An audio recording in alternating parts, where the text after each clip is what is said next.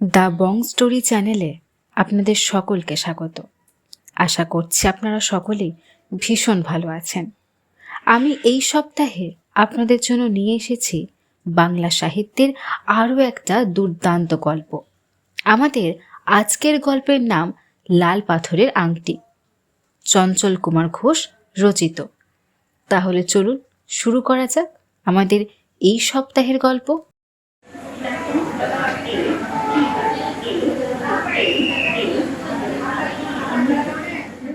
সম্বলপুর স্টেশনে বসেছিলাম।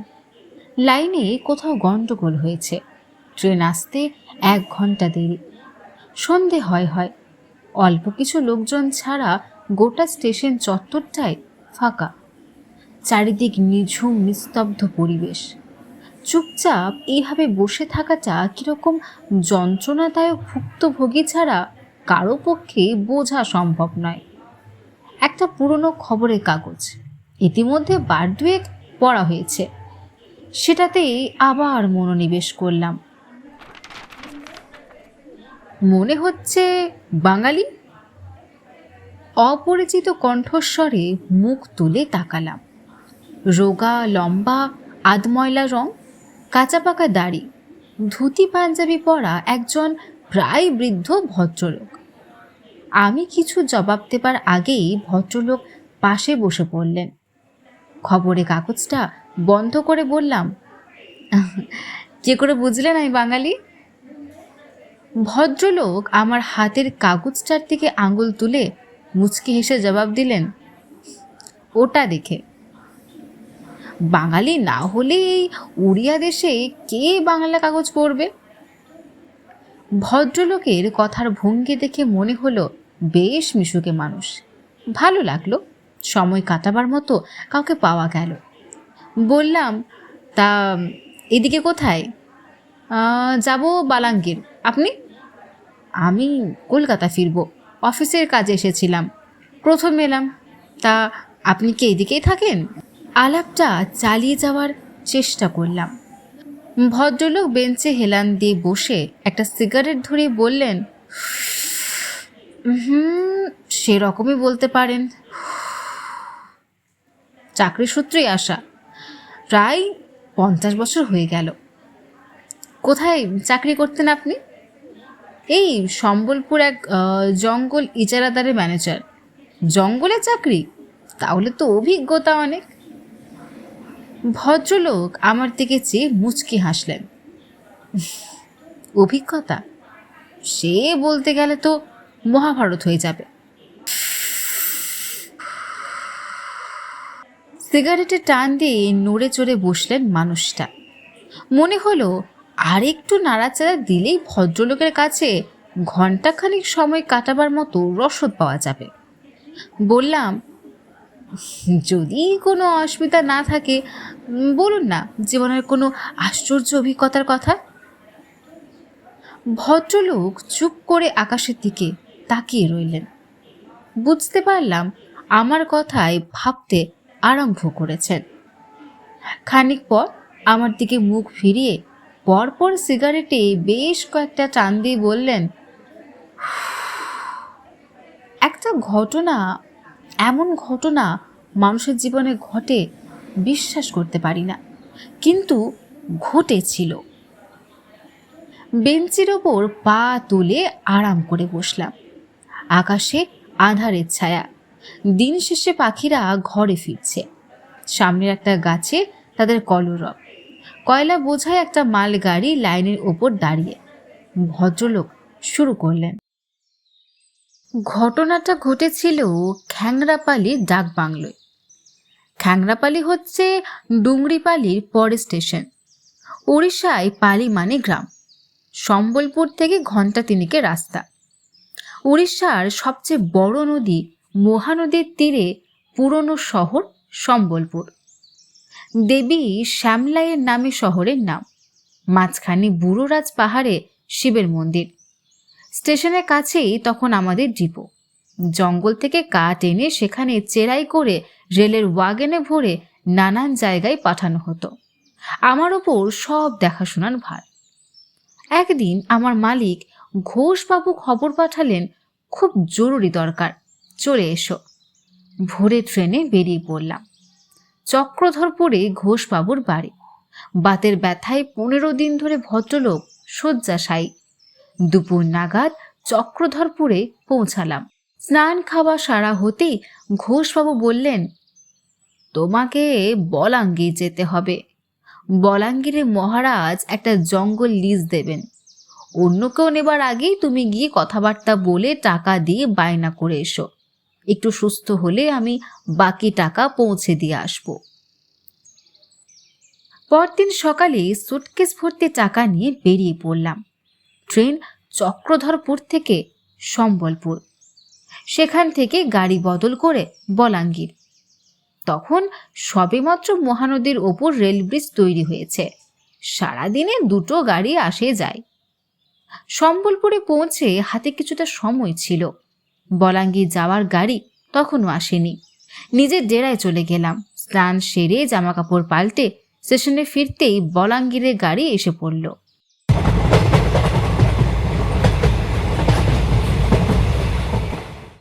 একটা ফাঁকা বগিতে উঠে পড়লাম। ব্যাগ সুটকেস রেখে আরাম করে বসতে খেয়াল হলো দুপুরের খাবার কাজের ছেলেটা টিফিন কৌটোয় ভরে দিয়েছিল। তাড়াতাড়িতে ঘরের বিছানার ওপরে রেখে এসেছি। ট্রেন তখন মহানদীর রেল ব্রিজের ওপর দিয়ে যাচ্ছে। অজ্ঞতা পরের স্টেশন না আসা পর্যন্ত দুপাশে পাহাড় জঙ্গল দেখে সময় কাটাতে হবে। ট্রেন যখন বড়ঘরে এলো, খিদে পেটের মধ্যে 1 ঘন্টা ইঁদুর নাচানাচি করছে। এখানে ট্রেন কিছুক্ষণ দাঁড়ায়। সুটকেস ব্যাগ নিয়ে নেমে পড়লাম। ছোট স্টেশন, 2-4 জন মানুষ এদিক ওদিক ছড়িয়ে রয়েছে। খাবারের কোনো দোকান চোখে পড়ল না। কুলিগোছের একজন লোক বলল, স্টেশনের বাইরে খাবারের দোকান আছে, দেখুন খোলা কিনা। প্ল্যাটফর্ম পার হয়ে একটু এগিয়েই কয়েকটা মাটির ঘর। সেখানে মাঝবয়সী একটা বউ মুড়ি তেলে ভাজা বিক্রি করছিল। দেহাতি লোকেদের ভিড়। আমার ভদ্র পোশাক দেখেই বোধহয় দোকানি বলল, একটু দাঁড়ান বাবু, গরম গরম ভেজে দিচ্ছি। গরম তেলে ভাজা খেতে গিয়েই বিপত্তিটা ঘটল। প্ল্যাটফর্মে ঢোকার আগেই ট্রেন ছেড়ে দিল। চোখের সামনে ট্রেন চলে যাচ্ছে, আমার হাতে তেলে ভাজা আর মুড়ি। হতভম্বের মতো দাঁড়িয়ে আছি। ট্রেনের লেজটুকু একটু একটু করে অদৃশ্য হতে হুঁশ হলো বলাঙ্গীর যাওয়ার আর কোনো ট্রেন নেই। অচেনা অজানা জায়গা, ভয়েস কথা, সঙ্গে 1 বাক্স টাকা। ভাবনায় পড়ে গেলাম। প্ল্যাটফর্মে লাগোয়া অফিস ঘর। টেবিলে বসে কাজ করছিলেন স্টেশন মাস্টার। গিয়ে বিপদের কথা বললাম, যদি কোনো একটা ব্যবস্থা করা যায়। মাঝবয়সী শক্ত সমর্থ চেহারার এক ভদ্রলোক স্টেশন মাস্টারের সামনে বসেছিলেন। স্টেশন মাস্টার কিছু জবাব দেওয়ার আগেই ভদ্রলোক আমার দিকে চেয়ে বললেন, কোথায় যাবেন? আগে বলাঙ্গীর। স্টেশন মাস্টার মুখ ফিরিয়ে বললেন, শিবরামজি, আপনিও তো বলাঙ্গীর যাচ্ছেন, এনাকে নিয়ে যান। শিবরাম নামের ভদ্রলোক কিছুক্ষণ ভাবলেন, উঠে দাঁড়িয়ে বললেন, কোনো অসুবিধা নেই, গাড়ি খালি যাচ্ছে, চলে আসুন। মনে মনে স্বস্তির নিঃশ্বাস ফেললাম। ভদ্রলোকের দিকে তাকিয়ে হাত বাড়িয়ে দিয়ে বললাম, ধন্যবাদ। স্টেশন মাস্টার হাসতে হাসতে বললেন, আপনার ভাগ্য ভালো, শিবরামজি এখানে কাজে এসেছিলেন, নয়তো কাল ভোরের আগে ট্রেন পেতেন না। মুড়ি আর তেলে ভাজা খেয়ে শিবরামজির সঙ্গে জিপে গিয়ে বসলাম। ফাঁকা রাস্তা, মানুষজনের বসতি নেই। দুধারে হালকা জঙ্গল আর ছোট ছোট পাহাড়, মাঝে মাঝে ছোট ছোট নদী। ব্রিজের ওপর থেকে দুধারে চোখে পড়ে শুধু বালি আর বালি, মাঝে নালার মতো সরু জলের রেখা।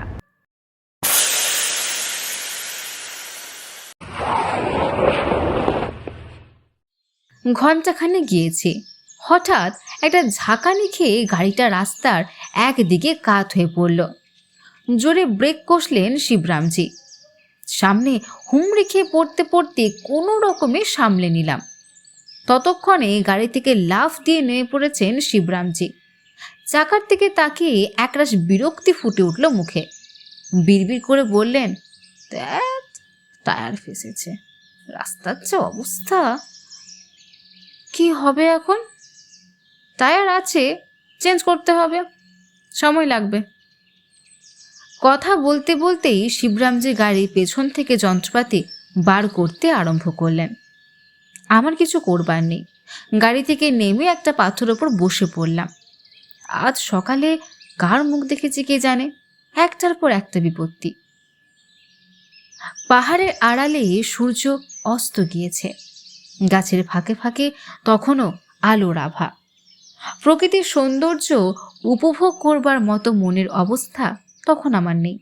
সঙ্গে এতগুলো টাকা মহারাজের হাতে তুলে না দেওয়া পর্যন্ত কিছুতেই শান্তি পাচ্ছি না।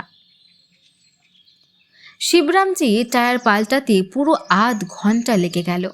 যখন গাড়ি ছাড়ল, দূরের পাহাড়গুলো অস্পষ্টতার মাঝে হারিয়ে গিয়েছে।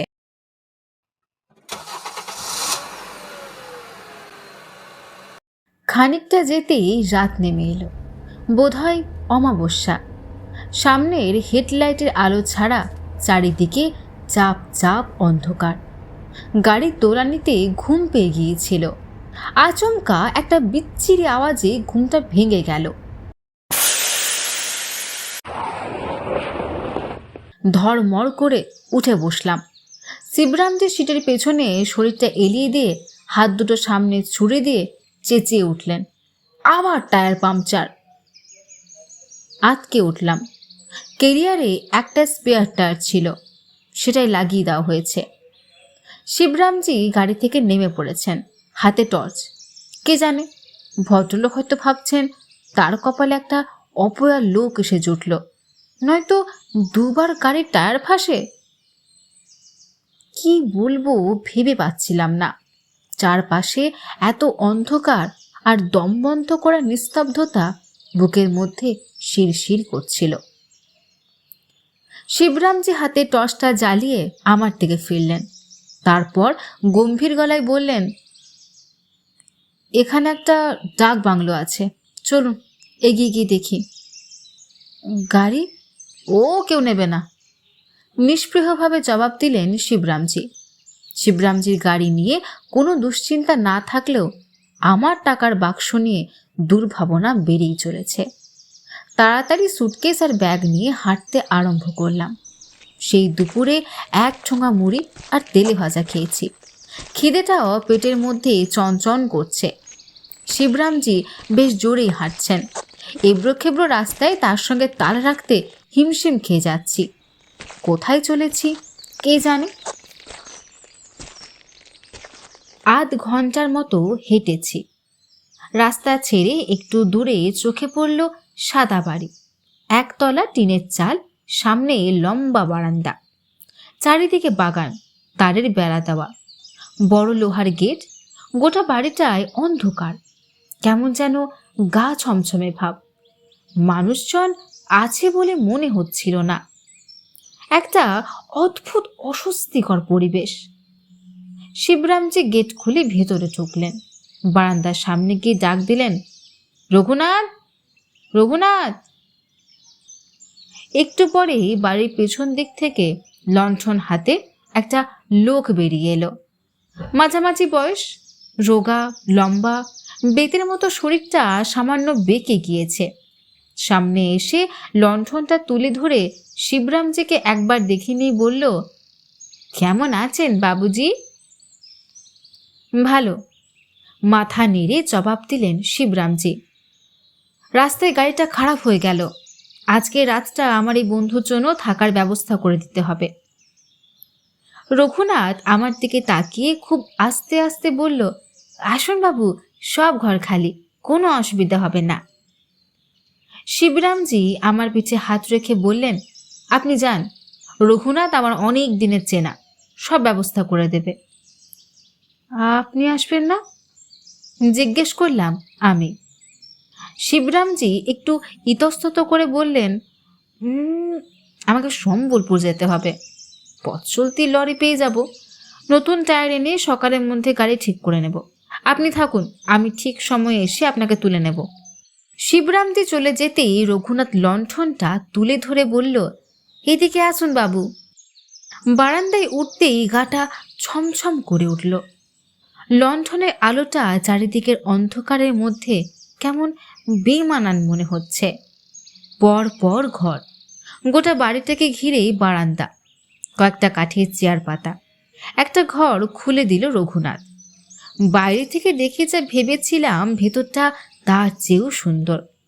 পাশাপাশি দুখানা খাট পাতা, একদিকে চেয়ার টেবিল, বড় কাঠের আলমারি, জানলায় পর্দা দেওয়া। রাতে কি খাবেন বাবু? রঘুনাথ জিজ্ঞেস করল। এখন আর খাবারে বাদ বিচার করবার মতো অবস্থা নেই। বললাম, তুমি যা খাবে তাই খাবো। লণ্ঠনটা টেবিলের উপর রেখে দিয়ে অন্ধকারের মধ্যে চলে গেল রঘুনাথ। তাড়াতাড়ি দরজাটা বন্ধ করে দিলাম। জনমানবহীন এই ডাক বাংলোয় আমাকে কেউ খুন করে চলে গেলেও কেউ জানতে পারবে না। সুটকেসটা আলমারিতে তুলে রাখলাম। পাশেই জানালা, পর্দা সরাতেই দেখলাম বাগানের মধ্যে বড় ইঁদারা।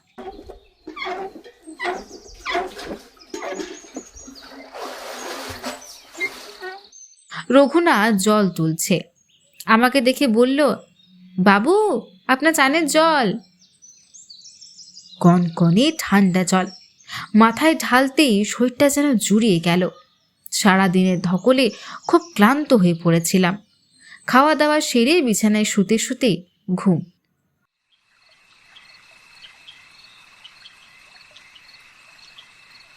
কতক্ষণ ঘুমিয়েছিলাম জানি না। হঠাৎ একটা অদ্ভুত আওয়াজ আর অস্বস্তিকরের মধ্যে ঘুমটা ভেঙে গেল।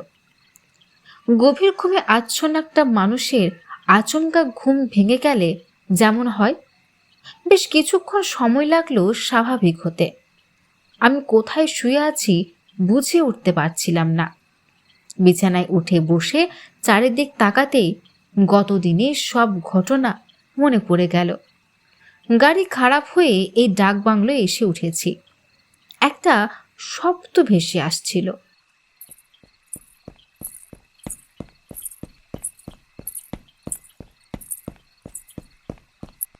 কান খাড়া করে সেই শব্দটা শুনবার চেষ্টা করলাম।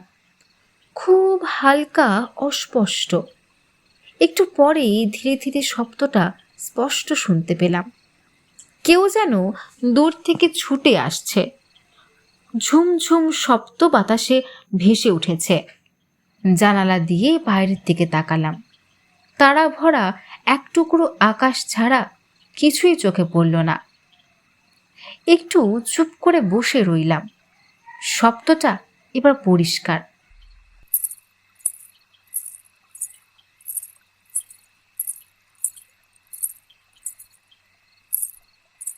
কোনো মেয়ের পায়ে নুপুরের শব্দ। বারান্দা পেরিয়ে আমার ঘরের দরজার সামনে এসে থমকে গেল। তারপরই দরজায় খুট খুট। খুব জোরে নয়, কিন্তু বারবার। মনে হচ্ছে খুব ব্যস্ত হয়ে পড়েছে। এক লাফে বিছানা থেকে নেমে পড়লাম। লণ্ঠনের আলোটা বাড়িয়ে দিয়ে দরজার সামনে এসে দাঁড়ালাম। কে? দরজাটা খুলুন, আমার খুব বিপদ। কোনো মেয়ের স্পষ্ট গলার স্বর। চমকে উঠলাম। এত রাতে একটা মেয়ে এই নির্জন ডাক বাংলোয়? কোনো অসৎ উদ্দেশ্য নিয়ে আসেনি তো? সঙ্গে এত টাকা? যার যাই হোক, আমি দরজা খুলব না। আবার দরজায় ঠক ঠক শব্দ। আবার সেই করুণ আর্তনাদ, আমাকে বাঁচান, ওরা আসছে। কি করব বুঝে উঠতে পারছিলাম না। যদি সত্যি মেয়েটার বিপদ হয়, স্বার্থপরের মতো শুধু নিজের কথা চিন্তা করব। মনে মনে একটা খচখচ ভাব জেগে উঠল। এক সময় সব সংশয়টুকু ঝেড়ে ফেলে দিলাম। আমার যা হয় হোক, মেয়েটাকে বাঁচাতেই হবে।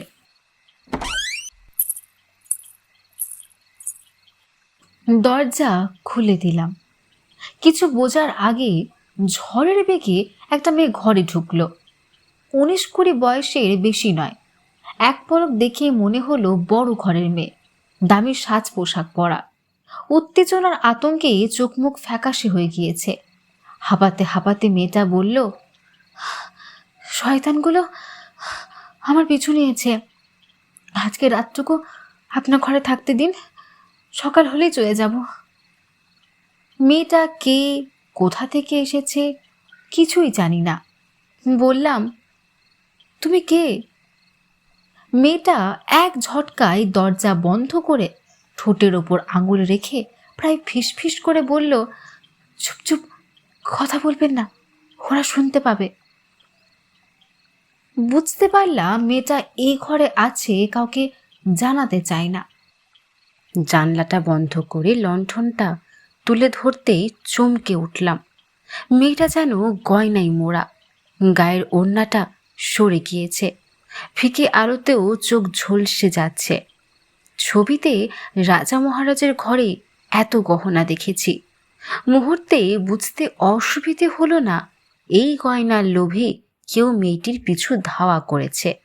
পাছে তার এখানে এসে পড়ে, তাই তাড়াতাড়ি আলোটা কমিয়ে দিয়ে বললাম, কোনো ভয় নেই, তুমি খাটে শুয়ে পড়ো, আমি চেয়ারে বসে বাকি রাতটা কাটিয়ে দেব।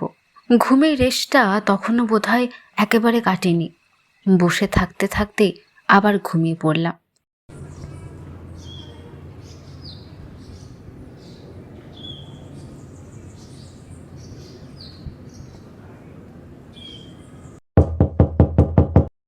হঠাৎ কড়া নাড়ার শব্দ, বাইরে শিবরামজির গলা। তাড়াতাড়ি চোখ মেলে তাকালাম। জানলার ফাঁক দিয়ে ঘরের মেঝেতে রোদ এসে পড়েছে। এ কি, মেয়েটা নেই? বুকের মধ্যে ছ্যাঁত করে উঠল। ছুটে গিয়ে আলমারি খুললাম। সুটকেস, ব্যাগ, টাকা সব ঠিকই আছে। মেয়েটা চলে গিয়েছে, কিন্তু ভেতর থেকে দরজা বন্ধ, ছিটকিনি দেওয়া, সব কেমন ধোঁয়াশার মতো। দরজা খুলে দিলাম। সামনে শিবরামজি, চোখে মুখে রাত জাগার চিহ্ন। আমার দিকে তাকিয়ে বললেন, চলুন, গাড়ি তৈরি। জিনিসপত্র বার করতে গিয়ে চোখে পড়ল বিছানার উপর একটা আংটি, মাঝখানে রক্তের মতো লাল পাথর বসানো। কাল রাতে আমি যখন বিছানায় শুয়েছিলাম তখন স্পষ্ট দেখেছিলাম ফাঁকা বিছানা, কোনো কিছু ছিল না। তবে কি মেয়েটার আংটি? আমার উপকারের প্রতিদান? রঘুনাথ বারান্দায় দাঁড়িয়েছিল। জিজ্ঞেস করলাম, কাল রাতে কেউ কি এখানে এসেছিল? একটা মেয়ে? রঘুনাথ কয়েক পলক আমার দিকে তাকিয়ে থাকে, কিছু ভাবে, তারপর বলল, আপনারা ছাড়া তো আর কেউ আসেনি। তুমি ঠিক জানো রাতে কেউ আসেনি? আমি জিজ্ঞেস করলাম। রঘুনাথের মুখটা হঠাৎ কেমন গম্ভীর হয়ে গেল। আস্তে আস্তে বলল, রাতে আমার ভালো ঘুম হয় না বাবু, কেউ এলে ঠিক জানতে পারতুম। শিবরামজি বললেন, নতুন জায়গা, হয়তো ঘুমিয়ে স্বপ্ন দেখেছেন। কেউ আসেনি, তবে মেয়েটাকে? প্রশ্নটা মনের মধ্যে খচখচ করে উঠল। সকালেই বলাঙ্গীর পৌঁছে গেলাম। মহারাজের সঙ্গে কাজকর্ম ভালোভাবে মিটে গেল। খাওয়া দাওয়া সেরে বৈঠকখানার ঘরে বসে আছি। হঠাৎ চোখ পড়ল দেওয়ালে টাঙানো একটা মেয়ের ছবি, খুব চেনা মুখ। উঠে গিয়ে ভালো করে তাকাতে চমকে উঠলাম। কাল রাতে আমার ঘরে একেই দেখেছি। পাশে নায়েব দাঁড়িয়েছিলেন। জিজ্ঞাসা করলাম, এ কার ছবি? মহারাজের ছোট মেয়ে পদ্মা বরগড়ে একটা বিয়ের অনুষ্ঠানে গিয়েছিল। ফেরার সময় মাঝপথে হঠাৎ গাড়িটা খারাপ হয়ে যায়। কয়েকজন লোক রাজকুমারীকে দেখে তাড়া করে। চড়তে চড়তে রাজকুমারী গিয়ে পড়েন খ্যাংরাপালি ডাক বাংলোয়। সেদিন রাতে যারা ওখানে ছিল কেউ দরজা খোলেনি। সম্মান বাঁচাতে ডাক বাংলোর পেছনে কুয়োর মধ্যে ঝাঁপ দিয়ে আত্মহত্যা করেন রাজকুমারী। মুহূর্তেই চোখের সামনে সব কেমন ঝাপসা হয়ে গেল। তাহলে কাল রাতে যাকে দেখেছিলাম। কিছু প্রশ্ন করার আগেই হঠাৎ খেয়াল হলো ডাক বাংলোর বিছানায় যে আংটিটা পেয়েছিলাম। তাড়াতাড়ি ব্যাগ খুলে আংটিটা বের করে নায়েবের দিকে এগিয়ে দিলাম। এটা কার জানেন? আংটিটা হাতে নিয়ে কয়েক পলক দেখেই প্রায় চিৎকার করে উঠলেন নায়েব। এই আংটি আপনি কোথায় পেলেন? এই তো আমাদের ছোট রাজকুমারের আংটি। দেখুন, নাম লেখা রয়েছে পদ্মা। অনুভূতিগুলো আলগা হয়ে আসছিল। বোবা বিস্ময়ে কেমন নির্বাক হয়ে গিয়েছিলাম। এও সত্যি? আবার নায়েবের উৎকণ্ঠিত কণ্ঠস্বর, কোথায় পেলেন এই লাল পাথরের আংটি? অস্ফুটে জবাব দিলাম, সে এক আশ্চর্য কাহিনী। আশা করছি আমাদের এই সপ্তাহের গল্প আপনাদের ভালো লেগেছে। আপনাদের কেমন লেগেছে তা অবশ্যই আমাদের জানাবেন। আর আপনারা যদি নিজেদের লেখা কোনো গল্প আমাদের পাঠাতে চান তাহলে আমাদের মেল আইডিতে আমাদের মেল করতে পারেন। আমাদের মেল আইডি আমাদের ডেসক্রিপশন বক্সে দেওয়া আছে। ধন্যবাদ।